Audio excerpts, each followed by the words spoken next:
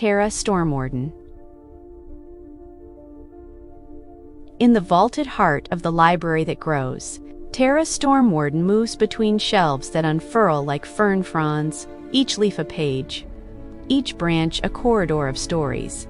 As the echoed sentinel, she is the voice that repeats the whispers of forgotten histories, but her heart beats with a restless yearning. She wants not only to guard the memory of the world, but to become a story herself, to step beyond the quiet echo of her duty and find her own narrative among the ever-expanding volumes.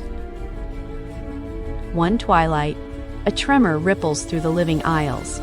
A thin tendril of black ink curls out of a newly sprouted tome and coils around the central oak pillar, its inky fingers seizing the light of the crystal lanterns. The library's ancient heart, a biometric codex pulsing to the rhythm of the world, beats erratically, announcing a breach.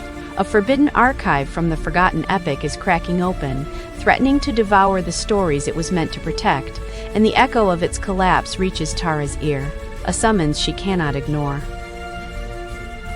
Following the echo, Tara steps through the rotating shelf door that leads to the depths, a labyrinth of hollowed trunks that wind downward like roots of an ancient tree.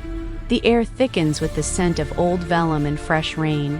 Her boots sink into moss-soft carpet of spores. With each step, she activates her echoed sentinel glyphs, which surge with a soft hum, lighting the way beyond the familiar shelves to an unfamiliar realm where stories grow as real as the forest canopy, and every whispered footstep becomes a note in a larger song. The deeper Tara goes, the more the library turns against her.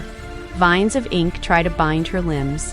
A chorus of lost characters chant riddles that melt into the walls, and the library's own growth threatens to swallow her whole. When a burst of glowing spores emerges, they scramble the glyphs, making her reflections lag, and she must use a remembered prayer of the ancestors, mixing techno-chanting with ancient drum beats to resync her echo with the living walls, learning to bend the library's growth to her will rather than be consumed by it.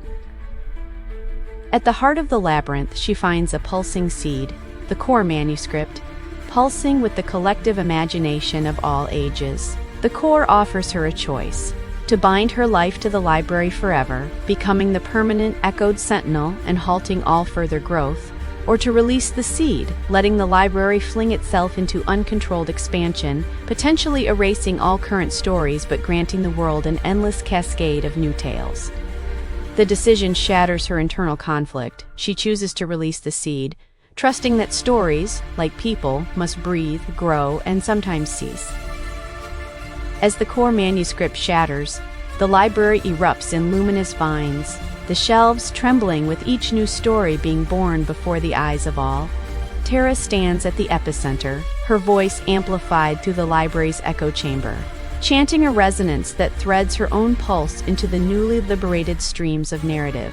The ground shakes, the shelves rise and fall, and Tara risks everything.